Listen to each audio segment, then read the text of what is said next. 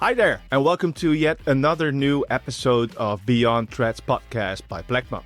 As always, I'm your host, Eric Janssen Steinberg, and I will take you on a brief journey to look at what is developing, the trends, new technologies, new services, etc. in fashion and lifestyle, supply chain management and logistics. Today's topics is all about returns, how to properly manage it, how to keep an overview, etc. And for this topic, I am joined by my good friends and colleagues, Peter Veenstra and, of course, Tim de Smet. Thank you for being here, guys. Thank you for the invite, Eric. It's great to be here. Oh, absolutely. Thank you. We need and we want to pick your brains on the subject matter, so great to have you guys. So, Peter, to kick things off, can you briefly introduce yourself and after that explain to us why having a clear returns policy is so important to the customer journey, customer satisfaction and customer understanding, the subsequent steps. Yeah, of course. I'm Peter Veenstra, within the transport and logistics industry now for over 20 years. Worked the past 2 years in Bleckmann as program manager for the returns. Yeah. So there we specialized in this subject. I would say that over the past years, the significance of the returns journey and therewith also a clear return possibility has significantly grown. You could see by recent market studies that over 50% of consumers check a return policy before making an actual buy. Yeah. So it's all about clarity, transparency, and also delivering on that promises. Yeah, absolutely. I must admit, maybe I'm a supply chain nut, but I always look at the returns procedure policies before I make the actual buy. I think we all recognize that we do this more and more, and this is only increasing. So it's becoming a necessary thing for a brand to have that clear in place and delivering on what you state there. So, Tim, to gain the trust of the customers, the consumers, what Peter just said, that transparency is key. Yeah, that's correct. But let me first introduce myself. Yeah, thank you. I'm Tim de Smet, working in November 20 years for Bleckmann. Since 8 years, I'm working as a IT transport project manager. Mm-hmm. As you know, within Bleckmann, we have our own return solution, own return software, in which I think this is quite unique as a 3PL, in which we have multiple options, multiple ways to create return labels, including the creation of a customized return page, return platform for the end consumer. Yeah. It's our goal, my goal, to add as many developments to make the customer, to increase the customer experience feeling towards the end consumer. Mm-hmm. It's not only to the front end, so actually what is the customer sees when he announces his return, let's say, but also be able to offer as much as possible return options for the end consumer. And this is basically with only one goal we have in mind, which is for our retailer, so our customer, that he gains the trust of his customers. Yeah. When the customer trusts the retailer, they will simply buy more. And it's not so trust not only in a smoothless outbound process, not only the trust in the products they buy, but also the trust in a seamless returns experience. Trust reduces returns, which I think is the goal of every retailer. So how the return policy is passed to the end consumer is really important because, as Peter mentioned, over 50% of the consumers actually check the return policy before they purchase. So it's really important that the return policy is easy to access, transparent, also translated for international returns. So in general, keep it as simple as possible. Yeah. Well, and I must admit, that's one of the key pillars on which Bleckmann operates is the fact that it's a true end-to-end process.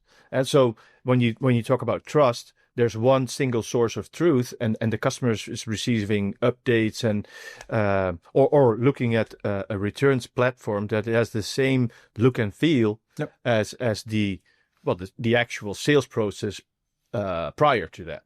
And that's something I'm really proud of in terms of being the supply chain nut that I am.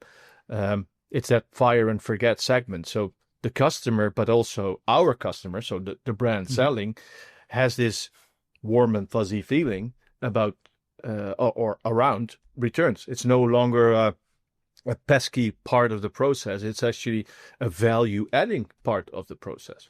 Yeah, it's correct. And as I just mentioned, it's really important that the return policy is as simple as possible. Let's say the customer's journey usually starts on the retailer's website, where he then is guided through the return policy to the return platform. And as you just mentioned, it's really important that the return platform has the same look and feel, the same wordings, the same logo, the same, the same background and so on. Yeah.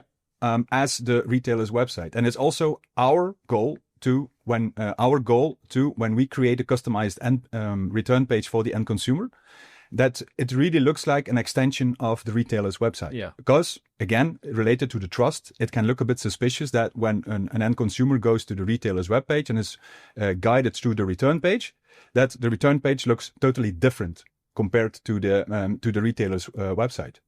And also very important is that the retailer tries to minimize the amount of actions, clicks that the end consumer has to do before he gets his label. Absolutely. So usually the process starts with end consumer has to enter his order ID and his mail address or zip code or any other login combination, where he then sees the items that he wants, where he then sees the items from his initial order.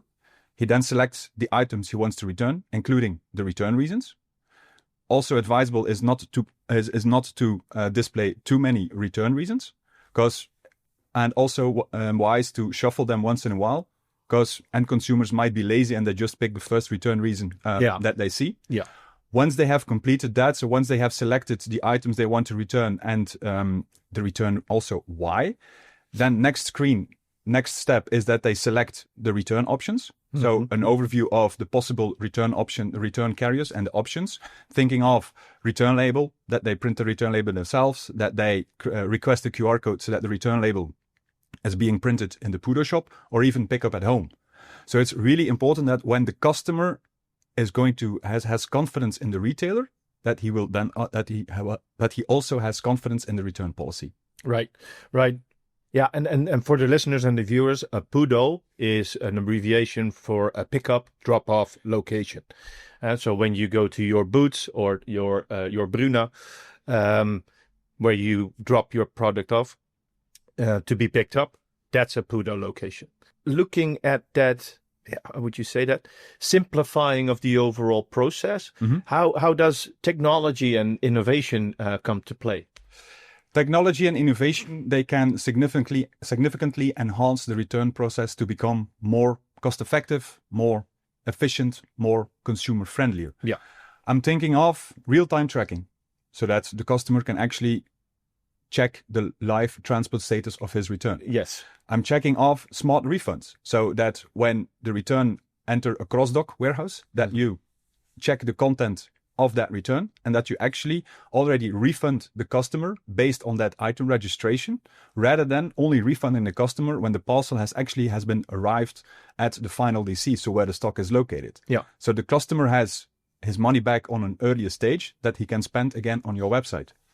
I'm thinking of sustainable solutions to reduce the environmental impact of returns by an ecological business model, where then the return items can be refurbished, reused, or in the end recycled. I'm thinking of data-driven insights based on analytics of data. So yes, technology and innovation can definitely contribute to a smoother and more sustainable return process. Right. Okay. Thank you.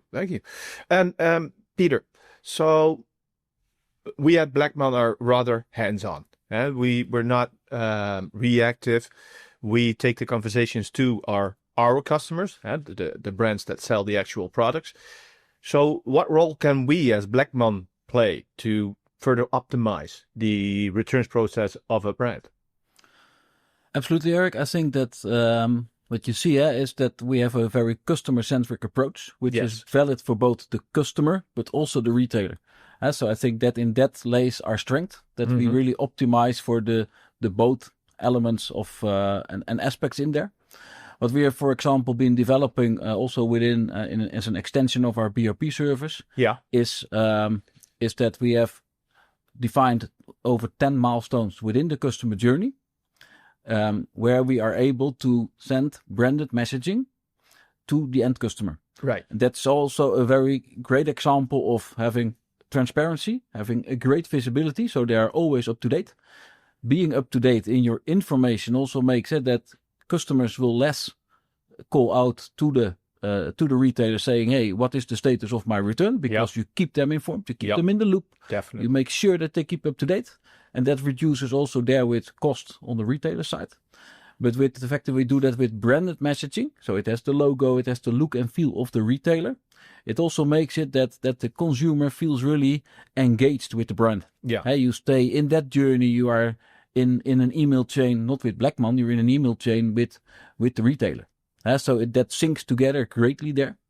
And we see that this is also really supporting the appreciation of the product, and is reducing indeed cost by less calls to a customer contact center. And that's not only about cost, it's also about the experience that you give the customer. Yeah. Because they don't want to call to the retailer for their status of the return. Every call that you get there, so to say, is a negative impact on that customer experience that is so key in this. Yeah, of course. But you give a prime service towards your customer, and by doing so reduce costs and resources need elsewhere in your company, and you tie a company to their customers. I must admit, so when I receive updates like that, it indeed feels like I'm more appreciated, higher regarded by the brand that I buy from. So I think that works. Yeah, I think that works. But all those key moments in that process, you mentioned up to 10 status updates, that generates a lot of data. And Tim, you being the data guru, how can we use that returns data to further improve the returns program based on reporting, analytics, etc.? Yeah. So during the returns experience, the customer, he has to select the items he wants to return, including the return reason, of course, and also he selects his preferred carrier method. So all the data is available, and via analytics, you can check if you can find any pattern to see, and based on that pattern, you can make some small adjustments to try and reduce the amount of returns or to increase the customer experience. So you mean you can practically spot which products give the most returns, or which material, which sales process? Yes, definitely. So for example, when you see that lots of items return due to size issues, then by a simple fix, by the size bar on the retailer's website, they can reduce the amount of returns. Right. When you see that lots of products return due to bad quality, the retailer can contact his supplier with stating, "Hey, I'm receiving lots of returns back due to bad quality." Also, and it's not only related to items, as mentioned, the customers also select their preferred return method, where the retailer can check if, for certain markets, for example, that the customers prefer a QR code rather than a return label. So the retailer can check if, for those specific markets, he can make some more labelless return carriers available. And it's not labelless like in the real sense of words, but it's just labelless that the customer does not have to print the label. So he can just go with the QR code, he receives the QR code, and then the QR code can be printed in the Pudo shop. And also, the retailer might consider of implementing a payment platform so that the end consumer has to start paying for his return label. Not only to try and reduce the amount of returns, but also from a sustainable point of view. Of course. And it has proven that more and more customers are actually willing to pay. So the data is there and can provide valuable insights in a better decision making. But that same decision making will also help to further increase or improve your customer centricity. So what you just mentioned. So that customer centricity in returns can also, again, in its turn, contribute to brand loyalty. That's absolutely true. In the end, I would say that a key returns and customer journey is only a handful of key elements, which is hassle-free, as we would say. And that is having the availability of, for example, a paperless return solution via a QR code or a certain digit code. Yeah. So that nobody has, nowadays, not all people have a printer at home anymore. Well, I do, but it never works when I need it to work. So I get your drift, yeah. I have it as well, but I don't want to use it. So, and you see that will, so to say, dry out at some point, I believe. Exactly. It's about the clear policy. And then having visibility and being informed. Next to, of course, that you want to have a fast refunding lead time. So we also have an internal focus on the speed of our transport lead times. Where possible in cross-dock locations to the check of the parcel along the way already, so that there is an ASAP refunding option available. That's and I think that are the key elements: the transparency, visibility, and keeping the information flow towards the customers, and make that all in that branded segment, so that it's really like you are engaged with the retailer, and not with some logistics provider. We are on the background, but it should be the retailer's journey that you offer to your brands. Yeah, absolutely. Yeah, and I must underline there again that yes, it's white labeled, so it's under the name of the brand, which makes perfect sense. But yeah, it makes me proud to see that end-to-end solution, and where we actually contribute to the success of a brand by offering the data, by offering the analytics, smooth processing, status updates. Yeah, it's really worth the partnership. Let's say that. Absolutely. Absolutely. Thank you very much for the valuable insights. I'm afraid that we have already come to the end of this podcast. That's all the time we have. But I think valuable steps for people to maybe follow in, brands and consumers. If there are any questions or discussions point that people would love to reach out to you guys to, how can they reach you?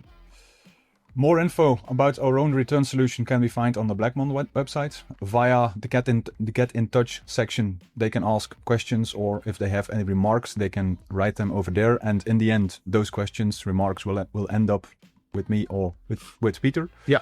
Or they can also contact me directly via LinkedIn. Good. Yeah. May equal possible. Feel free to reach out, connect via LinkedIn, or reach out through the website. And don't hesitate, I would say. Yeah, and you can easily tell by my buy-in, my energy here on the table. It's something that is really, really important to me. So whenever I can be of assistance to any of your projects, let me know. You can find me via LinkedIn as well, or through the Bleckmann website. But yeah, this is a topic that we will gladly work with you on. Well, that's somewhat of a kicker for this episode of the Beyond Threads podcast. I hope to see you soon at the next one. Thanks.